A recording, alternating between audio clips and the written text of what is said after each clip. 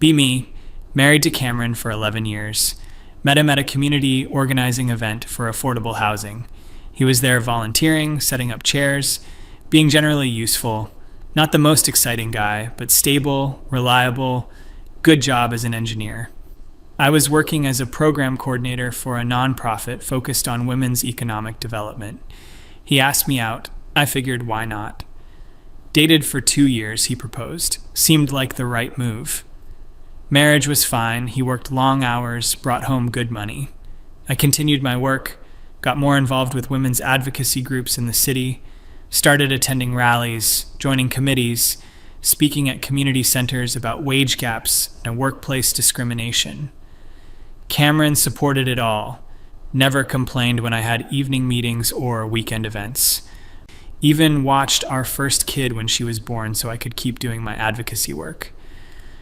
Emma, beautiful girl, born when I was 29. Cameron was obsessed with her, stayed up nights when she cried, changed diapers, the whole devoted dad thing. Honestly, kind of annoying how much he hovered sometimes. I loved Emma, but I also had important work to do. Cameron picked up extra freelance projects to pad our savings, said he wanted Emma to have everything.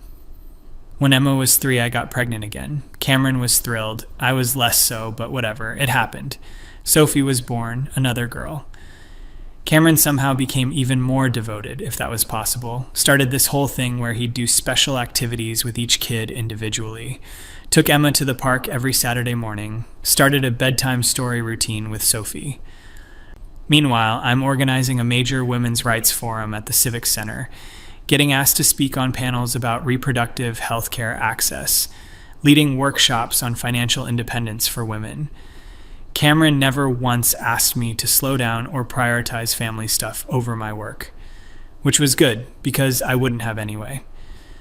My advocacy work was important, it mattered. I was helping women understand their power, their rights, their autonomy. Around the time Sophie turned 2, I started getting more recognition in local activist circles, invited to sit on a nonprofit board focused on women's shelter services, asked to help draft policy recommendations for city council on paid family leave. This was real impact, real change. Cameron just kept working, kept parenting, kept being Cameron. We had sex occasionally, usually when I initiated because I felt like I should. He never pressured me, never complained about frequency. Honestly, our marriage was more like a partnership than a romance, which I told myself was mature, evolved, better than some stupid passion-based relationship. Then I met Marcus at a city hall meeting about zoning for a new women's health clinic. He was a lawyer working pro bono for the clinic. Smart, articulate, actually understood the political theory I'd reference. We started getting coffee after meetings to discuss strategy. One thing led to another. I justified it easily enough. Cameron didn't intellectually stimulate me. He was a good provider and father, but we didn't connect on important issues. Marcus got it, got me, got why this work mattered. The affair lasted about 4 months. During that time, I got pregnant with our 3rd child. I knew there was a chance it wasn't Cameron's, but I couldn't exactly know for sure. Ended things with Marcus before I started showing. Told Cameron we were having another baby. He was predictably overjoyed. Took on even more freelance work to prepare for baby number 3. Started planning a nursery renovation, researching the best car seats. I felt a little guilty, but mostly just focused on my work. I was in the middle of organizing a major initiative on workplace harassment policies. Jack was born when Emma was 6 and Sophie was 3. Cameron literally cried holding him, his first son, went on about how blessed he was, how lucky, how he couldn't believe he got to be dad to 3 perfect kids. It was touching, I guess, if a bit much. He took 2 weeks off work, waited on me hand and foot during recovery, then went back to his routine of working constantly and being super dad. I recovered and dove back into my advocacy work. By this point, I was kind of known in local feminist circles, regularly speaking at events about gender equality and women's empowerment, wrote several op-eds for local papers about reproductive rights and economic justice, got appointed to a city commission on women's issues. At one of the commission meetings, I met David. He was a city administrator, separated from his wife. We started talking. He started texting. I knew I shouldn't, but Cameron was so boring. Every conversation was about the kids or household logistics or his work projects. He never wanted to discuss theory or politics or anything meaningful. David was different. He actually challenged me intellectually. We started an affair. This one lasted almost a year, overlapped with when I met James at a fundraiser for the women's shelter. James was exciting in a different way, more physical, less talking. I kept both going for a while. Neither knew about the other, or about Cameron, obviously. It felt like taking ownership of my own desire, my own autonomy. Wasn't I always telling other women to prioritize their own needs, to not let themselves be confined by patriarchal expectations of female monogamy? Cameron never suspected anything. He was always so trusting, so secure in our marriage. Would tell people how lucky he was, how I was doing such important work, how proud he was of everything I accomplished. It was almost insulting how naive he was. Around the time Jack turned 1, I ended things with both David and James. It was getting complicated, hard to manage. I refocused on my marriage and my work. Cameron was still Cameron, devoted and reliable and present. Honestly, things were fine. Our partnership worked. He handled most of the parenting because his schedule was more flexible. I did the important work of being a public advocate for women. Emma was thriving in 2nd grade, Sophie in kindergarten, Jack growing fast. Cameron did all their drop-offs and pickups, packed lunches, helped with homework.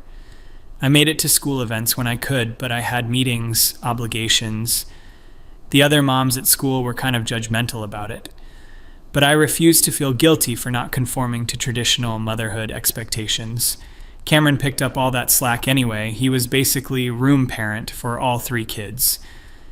Then one Tuesday evening, Cameron came home from work early. I was in my office working on a presentation about pay equity. He knocked, came in, had this weird look on his face, sat down and said, "We need to talk." My stomach dropped, but I kept my face neutral. "I found something today," he said. Pulled out his phone, started showing me screenshots. My old phone, the one I thought I'd wiped before trading it in.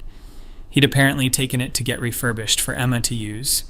Tech guy recovered deleted messages, messages with David, with James, with Marcus, explicit messages, planning meetups, talking about our encounters. My mind raced through possible explanations, considered denying it, saying they were faked, but the evidence was extensive, clearly real. So I pivoted to offense. "You went through my private messages? You invaded my privacy?" He just stared at me. "Sarah, you cheated on me. Multiple times. With multiple men." I launched into this whole thing about how marriage is a patriarchal institution designed to control female sexuality, how monogamy is a social construct that primarily benefits men, how I had every right to explore my own desires and autonomy. Cameron's face went from hurt to disgusted. "Are you seriously lecturing me with feminist theory right now? I'm telling you I found proof you betrayed our marriage and you're talking about social constructs." I told him he was being controlling, possessive, exhibiting toxic, masculine ownership behavior. He stood up, said, "I want a divorce." I actually laughed. Told him fine, he'd be paying child support for 3 kids on his engineer salary while I kept the house. Reminded him that family courts favor mothers.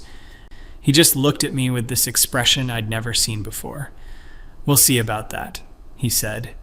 Moved into the guest room that night. Next week, he filed for divorce. I wasn't worried, I had a lawyer friend from my advocacy work who took my case. She assured me that as primary caregiver, which was bullshit, Cameron did way more hands-on parenting, I'd get primary custody. Child support would be substantial given his income. I'd probably get the house, at least half his retirement accounts. Cameron could have his little divorce. I'd be fine. Better than fine. I'd have financial support without having to deal with his boring presence. Could actually live authentically, date people who stimulated me. Then Cameron's lawyer filed a motion requesting court-ordered paternity testing for all 3 children. I felt actual panic for the first time. My lawyer said we could fight it, but it might look suspicious. Better to just do it, she said. Probably he's just being vindictive, but it'll come back confirming they're his and make him look bad. Except I knew there was a real chance Jack wasn't his. Marcus and I hadn't been careful. Neither had Cameron during the time I got pregnant. Could be either of them. But Emma and Sophie were definitely Cameron's. Worst case scenario, one of 3 kids comes back negative. I could handle that. Frame it as Cameron being cruel to the children by even questioning. The test was ordered. We all got swabbed. Waiting for results was the longest 2 weeks of my life. Tried to stay focused on my work. Had a big speaking engagement about reproductive justice. The irony wasn't lost on me, but I pushed through. Cameron had moved out by this point, gotten an apartment, had the kids on a temporary custody schedule 50-50 until the divorce was finalized. When he had them, he was his normal, devoted dad self, according to the kids. When I had them, I was distracted, anxious, snapping at them. Results came back on a Thursday. My lawyer called me, asked me to come to her office. Her voice sounded weird. I went in, she had the papers on her desk. Her face was serious, professional, but I could see something else there. Judgment, maybe. "Sarah, I need you to look at these results." She slid the papers across. Child 1, Emma, 8 years old, 0% probability of paternity. My vision blurred. Child 2, Sophie, 5 years old, 0% probability of paternity. My hand started shaking. Child 3, Jack, 2 years old, 0% probability of paternity, 0%. All 3. None of them were Cameron's. I couldn't process it. Emma, I'd been so sure was his. She looked like his mom. Sophie had his mannerisms. Everyone said so. But the genetics don't lie. 0% probability means exclusion, means impossible. Meant I'd gotten pregnant by affair partners 3 separate times. Meant my entire marriage was built on a lie. Meant Cameron had raised 3 children for years that weren't biologically his. My lawyer was talking something about how this changed everything. About how this was potentially paternity fraud. About how I could face legal consequences beyond the divorce. About how Cameron's lawyer would destroy me with this. I asked what our options were. She said honestly, not many. I could try to argue that it doesn't matter, that Cameron was the father in all ways that mattered through his actions. But the betrayal was so extensive, so prolonged, so complete. No judge would look kindly on it. Custody would almost certainly go primarily to him. Child support would flip. I'd be paying him. Asset division would favor him given the fraud. I might even have to pay back child support he'd paid, or lose claims to any of his benefits. And that's if I avoided criminal charges. Some states were starting to prosecute paternity fraud. I felt sick, asked if Cameron knew yet. She said yes, his lawyer would have gotten the same results. I drove home in a daze. My phone started ringing. My mom didn't answer. Then my sister. Then my best friend from the Women's Advocacy Board. Someone had already started talking. I got home. There were texts coming in. My mom, please tell me what I'm hearing isn't true. My sister, how could you do this to Cameron, to those kids? My friend, Sarah, people are asking me about some test results. What's going on? Apparently Cameron's family knew, and they were not being quiet about it. Within 24 hours, it had spread through my whole social circle. The women's advocacy community I'd been so active in, they all knew. I tried to control the narrative, posted on social media about how genetics don't determine parenthood, about how this was a private family matter, about how the patriarchal obsession with bloodlines and biological lineage was harmful, about how real parenting is shown through action and presence. The response was not what I expected. Women I'd worked with for years were commenting things like, "But you lied to him for over a decade." People pointing out the difference between choosing alternative family structures versus deception. Someone wrote, "You lectured us all about consent and honesty while lying to your husband about the paternity of his children. The nonprofit board I sat on asked me to resign." The City Commission on Women's Issues quietly removed me. My employer, the Women's Economic Development nonprofit, put me on administrative leave, pending review of how this situation might impact our organizational reputation. My speaking engagement got canceled. 3 more events I'd been scheduled for uninvited me. My lawyer friend from advocacy work stopped returning my calls. The custody hearing was brutal. Cameron's lawyer painted me as a serial cheater who'd perpetrated fraud for years, brought up every time Cameron had taken extra work to support our family, every diaper he'd changed, every school event he'd attended, every sacrifice he'd made for children he believed were his. My lawyer tried to argue that I'd been a good mother, that the children loved me, that disrupting their stability would harm them. Cameron's lawyer countered with my work schedule, my frequent absences for advocacy work, the fact that Cameron had been primary parent despite working full-time, brought testimony from the kids' teachers about how Cameron was always the one involved. Then they brought up the affairs themselves. Marcus testified, said I'd told him I was separated from my husband. David testified, similar story, said I'd implied I was divorced. James declined to testify, but his deposition was entered. I looked like exactly what I was, a serial liar who'd manipulated everyone around me. The judge was a woman, which I'd initially thought might help. It did not help. She looked at me with pure contempt when delivering her ruling. Primary physical custody to Cameron. I got alternating weekends and 1 evening per week. Child support set at a rate that would take almost 40% of my income. I was also ordered to contribute to their college funds. Asset division heavily favored Cameron. He got the house, most of their retirement accounts, the newer car. I got to keep my personal possessions and my old sedan. The judge stopped short of ordering me to pay back past child support, but made it clear she'd considered it. Also mentioned that she was referring the case to the DA's office for potential fraud charges. I walked out of that courtroom destroyed. Lost my job officially the next week. The nonprofit said my continued employment was incompatible with our mission of empowering women through integrity and trust. My mom called, said she was ashamed, said Cameron had been nothing but good to me, and I'd thrown it away, said those children adored their father, and I'd built their entire lives on lies. My sister sent a long text about how she'd looked up to my marriage, how she'd thought Cameron and I had something real, how disgusted she was to learn the truth. My dad didn't call at all. My brother-in-law blocked me on social media. Friends from college started distancing themselves. People I'd known for years suddenly had no time for coffee or calls. The feminist community I'd been so active in completely iced me out.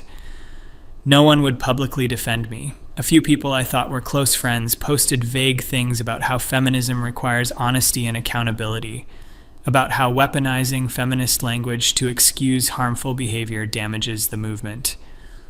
I tried to get involved with a different advocacy group in a neighboring city. They'd heard about me, said they weren't interested. I applied for jobs. My reputation preceded me.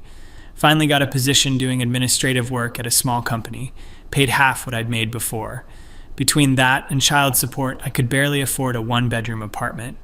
Had to sell most of my nice stuff to cover moving costs and legal fees. The worst part was the kids. When they came for my weekend visits, they were polite but distant. Emma, at 8, was old enough to understand some of what happened. She asked me once if I'd lied to Daddy. I tried to explain that adult relationships are complicated.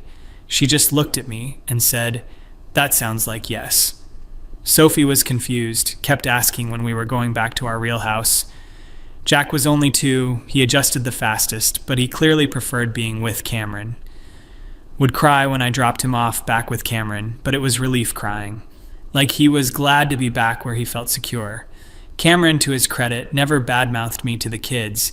His lawyer had apparently advised him to take the high road. He facilitated the custody exchanges politely, kept communication brief and civil. But I could see in his eyes what he thought of me. The love and trust that used to be there was completely dead, replaced with nothing. Just cold practicality. 6 months after the divorce was finalized, I saw on social media that he was dating. a teacher at Sophie's school. Apparently, they'd met at a parent event. She seemed nice. The kids apparently liked her. I felt a rage I couldn't articulate. How dare he move on so easily while my life was destroyed? I posted something passive-aggressive about men's ability to just replace their families. Got absolutely dragged in the comments. People I didn't even know commenting about the audacity. Deleted it within an hour, but screenshots had already spread. My ex-lawyer called, said Cameron's lawyer had contacted her. If I posted anything else about Cameron or his personal life, they'd pursue harassment charges. I needed to shut up and stay in my lane. A year out from the divorce, I barely recognized my life. Tiny apartment, low-paying job, minimal contact with my kids, no social circle, family barely spoke to me. All my advocacy work, my reputation, my connections, gone. I tried to date, but it always came up eventually.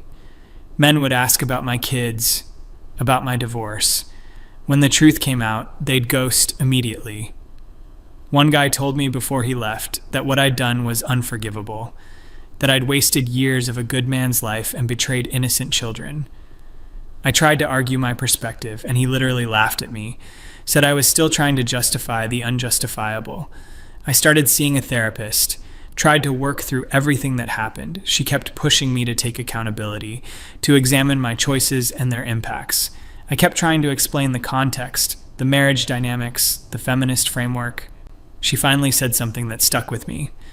Sarah, you can theorize all you want, but at the end of the day, you lied to someone who trusted you completely. You let him raise children he believed were his. You prioritized your desires over everyone else's well-being. That's not feminism. That's just selfishness. I stopped seeing her after that. 2 years later, Cameron married the teacher. The kids were in the wedding. Emma was a junior bridesmaid. They all looked happy in the photos I definitely didn't obsessively examine. Cameron had gotten a promotion, they'd bought a bigger house, had a guest room for when the kids stayed, which was most of the time. I'd tried to push for more custody, but the kids themselves had asked to stay with their dad. The judge had actually interviewed them and honored their wishes. I saw them every other weekend, briefly. They were polite, distant, going through the motions. Emma was 11 now. She'd started asking questions about her biological father. I didn't have good answers. I'd never actually confirmed which affair partner was which child's father. Honestly, didn't want to know. My life had stabilized into a kind of quiet misery. Work, home, occasional awkward visits with my children, no friends, no community, no purpose. I'd lost everything. Sometimes I'd see posts about women's rights events in the city, events I used to speak at, causes I used to champion. Now I wasn't even invited to attend, let alone speak. My name had become a cautionary tale in local feminist circles, proof that the movement needed to hold its own accountable, that living your values actually mattered. I'd scroll through old photos sometimes, back when Emma was a baby, when Cameron would look at me with such love, when I had a career I was proud of and a community I belonged to, before I destroyed it all. People asked me sometimes if I regretted it. The affairs, the lies, all of it. I'd start to answer with some theoretical framework about agency and choice, but honestly, late at night in my shitty apartment, alone because everyone who ever mattered had left. Yeah, I regretted it. I'd had a husband who loved me, supported my work, was a devoted father. I'd had 3 beautiful children who needed me. I'd had a career making real impact, a community that valued my contributions. I'd had a life that actually meant something, and I'd thrown it all away. For what? Some excitement, some validation, some illusion of autonomy. Now Cameron had the kids, the house, the career, the respect. He'd moved on, found happiness again, built a better life from the ashes of what I destroyed. And I had nothing, no family, no friends, no reputation, no purpose. Just the echoes of feminist theory I'd used to justify destroying the best thing I ever had. I was the villain in my own story, and unlike the narratives I used to preach, there was no empowerment in this ending. Just consequences. Just the life I'd built for myself through a decade of lies,